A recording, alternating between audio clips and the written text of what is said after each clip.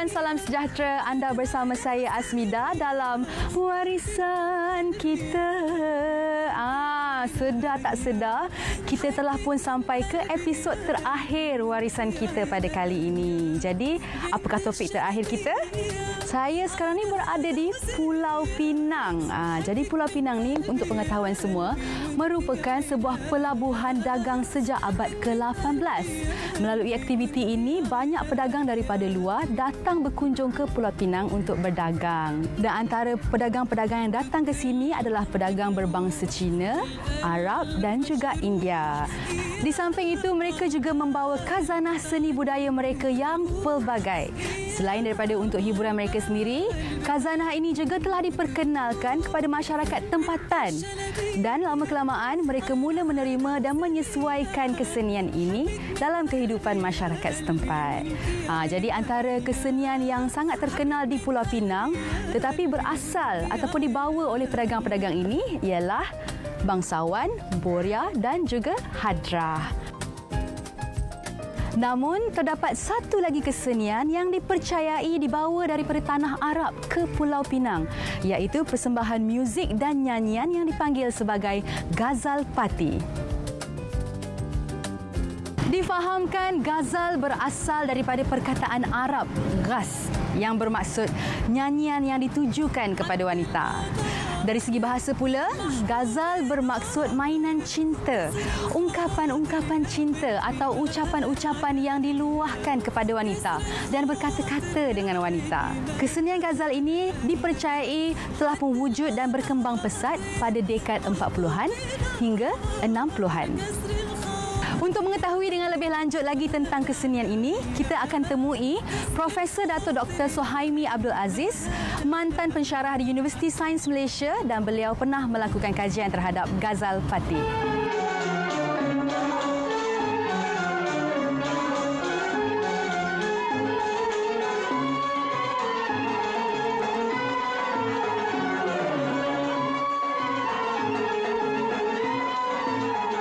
Baiklah, hari ini kita sebenarnya beruntung sangat sebab kita dapat bersama-sama dengan seorang pengkaji kesenian Ghazal Party ini, iaitu Profesor Dato' Dr. Suhaimi Abdul Aziz. Beliau merupakan mantan pensyarah di Universiti Sains Malaysia. Apa khabar, Prof? Alhamdulillah. Jadi saya ni dan juga penonton warisan kita sebenarnya harap sangat kalau Prof dapat berkongsi sikit ilmu bersama-sama berkenaan dengan kesenian Ghazal Party. Boleh ya, Prof? Ghazal Party ini ialah satu seni persembahan muzik Melayu yang popular pada satu ketika dahulu, kira-kira bermula tahun 1950-an hinggalah tahun 1970-an. Dan Ghazal Party ini sebenarnya saya nak kata berbeza dengan Ghazal satu lagi yang berada di Malaysia ini yang juga terkenal, iaitu Ghazal Melayu Johor. Kerana Ghazal Party ini dia mempunyai pengaruh Arab yang cukup luas dari banyak segi. Dari segi irama muziknya, lagunya, dan juga tarian yang mengiringi persembahan ini. Semua ini dipengaruhi oleh unsur-unsur Arab. Jadi sebelum Prof meneruskan lanjut lagi, saya nak tanya, apakah sebenarnya maksud Ghazal Party tu? Ghazal tu apa maksudnya? Party tu apa maksudnya? Ghazal ini pada dari segi bahasanya bermula dari satu kata dasar ghaz yang bermaksud puisi yang ditujukan pada wanita. Dan ghaz ini, puisi ini yang saya maksudkan ini, dia bermula di Arab. Dan ada yang mengatakan dia juga dikenal sebagai puisi nasib, kerana orang yang berpuisi ini meratapi nasibnya ditinggal kekasih atau meninggalkan kekasihnya. Kira puisi cinta lah ni. Puisi cinta. Jadi ada unsur-unsur emosi itu yang sangat kental. Tetapi bila masa berlalu dan adanya perubahan keadaan, ras ini berkembang menjadi satu persembahan yang kita namakan sebagai ghazal. Kita ada ghazal Parsi, kita ada ghazal Urdu, dan kita ada ghazal Melayu Johor, dan kita ada ghazal Pati. Apa yang dimaksud dengan Pati? Kerana ghazal Pati ini adalah satu seni persembahan muzik Melayu yang mempunyai beberapa ciri yang saya sebut tadi. Kerana dia menghimpunkan Pati ni, maksud Pati ni, dia menghimpunkan sejumlah pemuzik. Dia ada ramai pemuzik, misalnya yang main violin, yang main percussion. Satu lagi ialah dia juga menghimpun sejumlah penari. Dia ada penari. Mana penari itu satu unsur yang wajib bagi ghazal Pati. Kita juga ada pelawak. Dia juga ada sejumlah pelawak. Mungkin satu, mungkin dua, mungkin tiga orang pelawak. Dan penonton. Jadi kombinasi elemen-elemen ini memberi identiti kepada Ghazal Pati. Itu sebab disebut Ghazal Pati. Tapi mungkin Prof boleh jelaskan kepada penonton apa ciri-ciri istimewa dan uniknya identiti Ghazal Pati ni, Prof. Ghazal Pati ni selalunya kita lihat kepada unsur yang dominannya ialah unsur Arab. Kerana kita boleh lihat dari segi beberapa aspek. Pertama dari segi irama. Irama muziknya, irama yang mengiringi tariannya, irama yang mengiringi lagunya adalah irama Arab. Dan saya rasa Ghazal Pati ni dia mempunyai nilai-nilai yang tersendiri yang tidak terdapat pada kesenian yang lain. Jadi saya dan juga warisan kita, penonton warisan kita ingin mengucapkan ribuan terima kasih kepada Prof kerana sudi berkongsi ilmu dengan kami. Kami semua sangat berbesar hati. Jadi kita akan berehat seketika, Prof. Jangan ke mana-mana.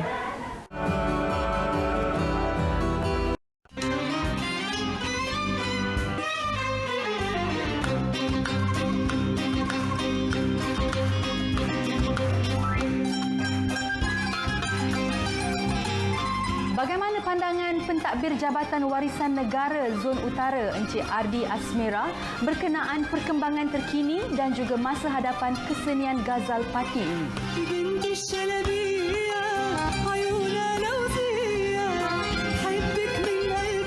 Baiklah, bersama dengan saya kali ini adalah Encik Ardi Asmera daripada Jabatan Warisan Negara Zon Utara. Apa khabar Cik Ardi?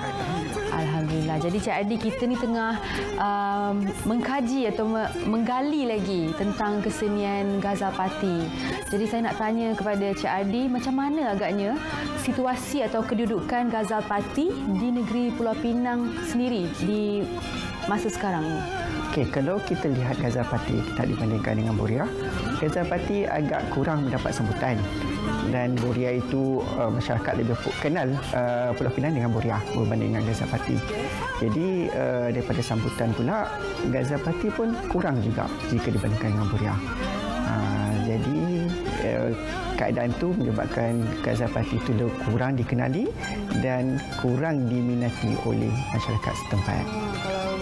Berdasarkan apa yang Cik Ardi bagi tahu saya ni, kedudukan itu agak kritikal lah juga, ya? Boleh kata. Berapa kumpulan yang masih lagi aktif di negeri Pulau Pinang? Saya difahamkan sekurang-kurangnya ada 2 kumpulan dan 1 kumpulan pelapis yang dikenali sebagai kumpulan perantis untuk Ghazal Pati. Wow, maknanya itu memang di tahap yang kritikal lah sebab pelapis hanya ada 1 kumpulan saja kan? 1 kumpulan. Jadi untuk kita menaikkan semula kesenian Ghazal Pati ni, apakah usaha-usaha daripada pihak Jabatan Warisan sendiri untuk memartabatkan ataupun memperkenalkan lagi kesenian Ghazal Pati ni? Untuk Ghazal Pati ini, sekurang-kurangnya kita ada Jabatan Warisan telah mengiktiraf salah seorang tokoh dia iaitu Pak Umara sebagai warisan kebangsaan tokoh orang hidup pada 2018. Dan saya lihat Ghazal Pati ini juga kita boleh angkat dia sebagai warisan kebangsaan untuk warisan kebudayaan tidak ketara. Daripada segi situ kita dah memberikan iktirafan daripada peringkat negara. Seterusnya kita boleh juga memberikan bantuan apa yang perlu kepada kumpulan-kumpulan untuk mengaktifkan semula. kumpulan Gazal Parti ini. Maknanya Jabatan Warisan ni sebagai tulang belakang ataupun support, Betul. sokongan, bantuan sokongan kepada kesenian. menghidupkan balik kesenian ni ya. Betul. Jadi, saya nak tanya Cik Adi, macam mana pula peranan orang ramai terhadap Gazal Parti ni untuk menghidupkan kembalilah maksudnya untuk peranan orang ramai ataupun badan-badan bukan kerajaan? Pertama, saya mengharapkan kepada orang ramai untuk memberikan sokongan sama ada boleh menghadiri ataupun terlibat bersama dengan penggiat-penggiat dengan berlatih ataupun kita mewujudkan satu lagi pelapis untuk supaya kesenian ini tak hilang terus. Betul. Mungkin ada badan-badan bukan kerajaan yang sedang menonton program warisan kita ni kan, mungkin boleh menghulurkan sumbangan sebagai sokongan untuk kita menghidupkan kembali kan. Tak dapat sumbangan wang pun sekarang kita boleh dapat sokongan murid pun dah cukup bagus. Betul. Jadi untuk soalan yang terakhir, Cik Adi, apakah saranan atau harapan Cik Adi yang mewakili Jabatan Warisan sendiri terhadap kesenian Gazal Parti kita yang semakin lama semakin menghilang? Saya mengharapkan kesenian seperti Gazal Parti ataupun kesenian-kesenian yang lain yang hampir pupus untuk terus hidup, dan kita harapkan kelestarian kepada kesenian-kesenian tersebut menjadi salah satu daripada kesenian kebudayaan kita yang perlu kita pelihara. Jadi kita nak ucapkan ribuan terima kasih kepada Cik Adi Asmira kerana sudi bersama-sama dengan kami di warisan kita. Jangan ke mana-mana, kita akan berehat seketika. Jumpa sebentar lagi.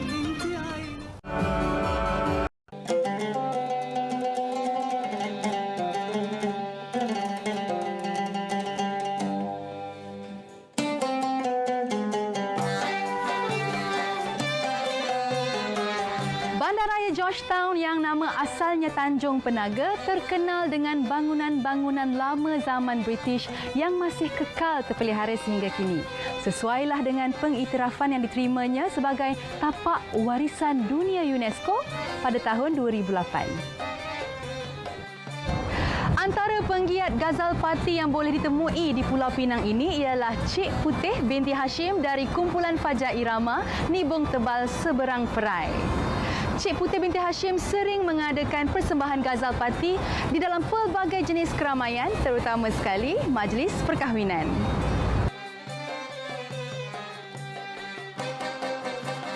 Alhamdulillah, hari ini kita sangat bertuah kerana kita bersama-sama dengan seorang tokoh ataupun seorang pemuzik. Beliau ni bukan seorang pemuzik je, bermacam-macam lagi boleh buat, boleh menyanyi, boleh bermain muzik. Inilah dia, Cik Putih binti Hashim. Apa khabar Cik Putih? Alhamdulillah, tengok macam ni umur beliau sudah 70 tahun ya Cik Putih.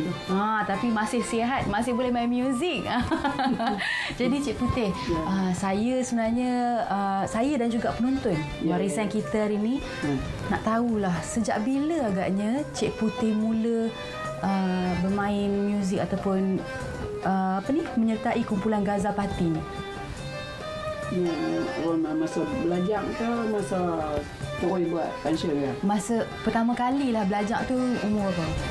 Saya belajar umurnya 8 tahun. 8 tahun. Apa alat muzik pertama yang... Pertama saya belajar main gamis. Masa tu ada tak orang lain yang perempuan juga yang belajar sekali? Saya rasa tak ada. Memang Cik Putih seorang je? Saya rasa memang Cik Putih seorang je yang paling versatile orang kata. Macam-macam boleh main. Jadi masa umur 8 tahun tu siapa yang ajar masa tu?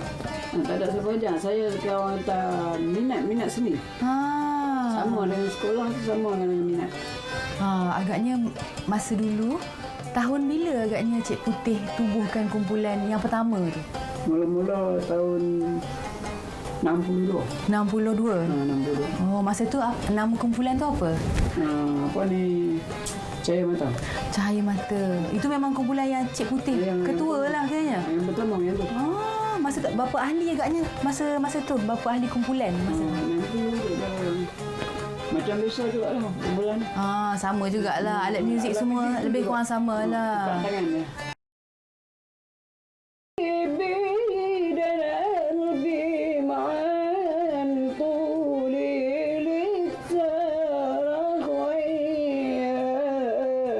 Cik Putih ada buat kelas tak? Ada mengajar? Kelas dah ada pemain sini lah. Oh, datang sini belajar lah. Ada usaha daripada apa ni? JKKN ke, Jabatan Warisan ke untuk adakan kelas ke? Belum lagi. Kalau dia buat, saya terima. Dia tak buat, saya pun masalah. Kita pun kerja banyak. Kalau ada kelas tu bagus juga kan? Kita boleh turun ke ilmu. Kalau ni siapa nak belajar main? Saya belajar, saya ajak percuma. Dengar tu. Ajak percuma.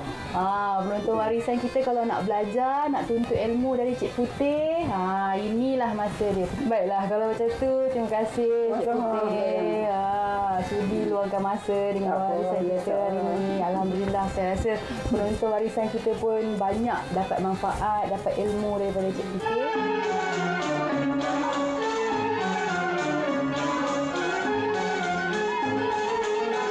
Persembahan Ghazal Pati pada asalnya telah menggunakan alat-alat muzik seperti gambus, biola, akordion, seruling, drum dan juga rebana. Namun, bagi mengikuti perkembangan zaman, alat-alat muzik moden juga telah digunakan seperti saksofon, trumpet, marakas, kerincing dan juga bongo.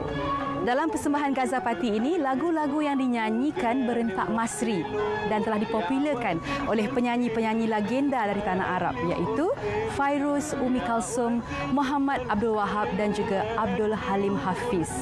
Lagu-lagu ini berunsurkan nasihat, semangat bekerja, cinta dan juga patriotik. Tak lengkaplah persembahan Ghazal Pati ini jika tiada tarian ala padang pasir dan juga aksi dari pelawat. Indah, menghiburkan serta mewah dengan nilai seni.